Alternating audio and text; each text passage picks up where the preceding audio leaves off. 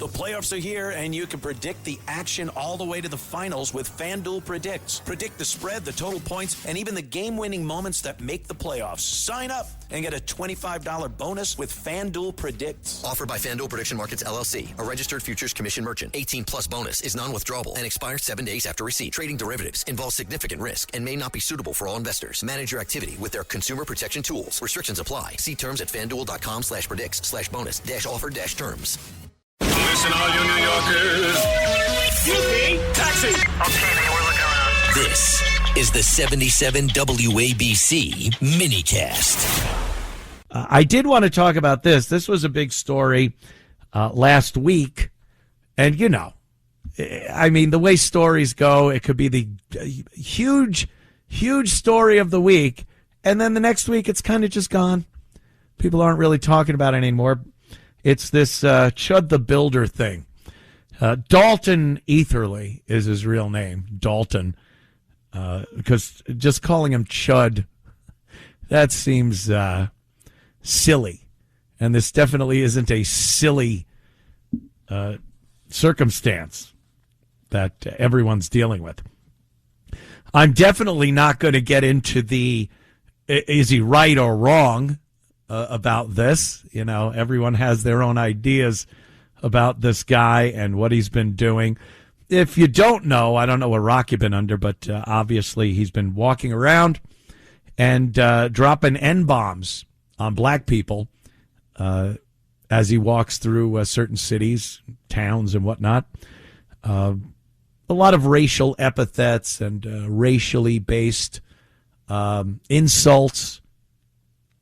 And his take is, I'm just trying to show that we don't have freedom of speech, and that if you say certain words, you will get your ass handed to you. Some people think that's perfectly fine. Other people don't think you should pay with violence or your life in some circumstances just for uttering a word. So that's pretty much what's been going on. This guy Dalton, he carried a gun and bear spray.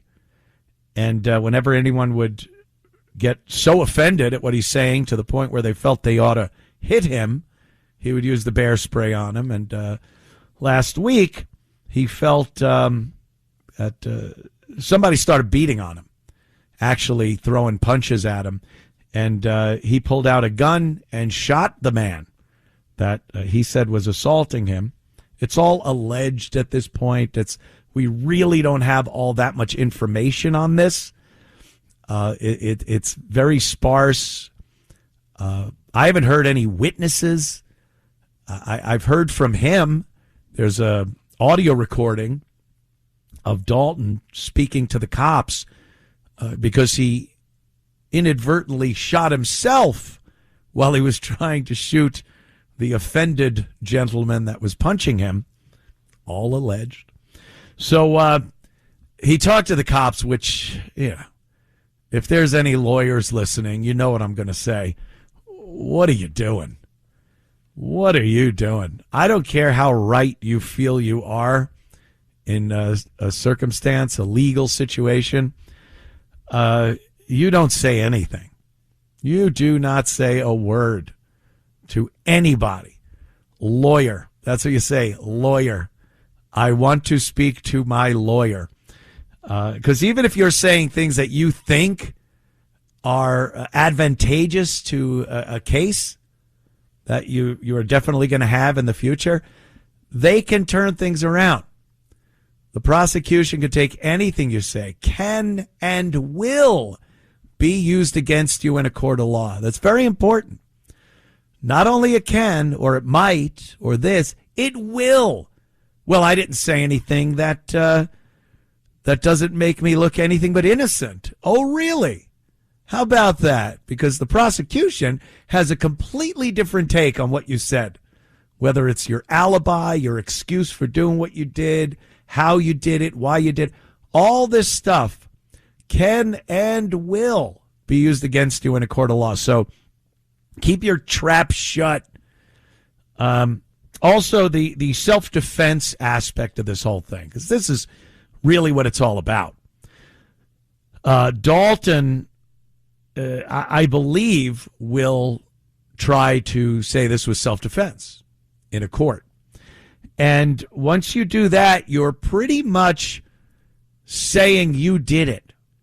That's the whole thing of a self-defense case. Yes, I shot this guy, but here are the circumstances, and here's why the law is on my side, and this was self-defense. So if your self-defense case caves in on you, you pretty much confessed to the murder or wounding, as it was in this case. He didn't kill the guy that was attacking him. So a self-defense case is tricky. It's you have to have a number of criteria that come into play. You know, you cannot have been the aggressor. You must have absolutely felt that your life was in imminent danger of being taken. There are other ones, too, that are very important to the self-defense, to that defense, the self-defense defense. But from what I'm hearing, a lot of people their opinion is that he doesn't have a chance in hell, all based on what he was doing, not just on that day, not just when it happened, but his record of being a provocateur and one of these guys that walks around trying to piss people off until they take a swing at him or do whatever. He's made a lot of incendiary comments on social media. He has said things to the effect of, the only way this ends is with somebody of color being dead on the ground in front of me. So, you know, all of these things are going to be taken into consideration. And I'm certain the defense is going to try its best to keep these things out, saying that what he said and what he was doing online and on social media doesn't have any relevance to the circumstance that led to him shooting somebody. It doesn't matter what he said. What matters is what transpired between these two men on that day at that moment. And saying that somebody's speech, what they're saying, is a valid reason to resort to physical, hands-on violence. That's a very emotional thing. This whole case is very emotionally charged. You have the race angle in there. You have the First Amendment, the Second Amendment's in there. So emotion, while it's supposed to not have a place in a courtroom, you're dealing with evidence and facts, and what happened, not how you feel, the emotion that this brings out in people. So you have to pretty much be of the mindset that if someone says something to you that you find offensive, you have a right in some way, shape, or form to physically harm that person. And that starts this case off. Again, you cannot, in a self-defense case, you as the person that used the weapon in self-defense can't be the instigator. You can't have started it. Now, does verbally offending someone fall into that criteria of starting the problem? That's what's going to be argued. I don't think it rises to the occasion. I think the law dictates that you can say things. There might be consequences. You could get punched in the face. Most people would say, yeah, that guy deserves to be punched in the face.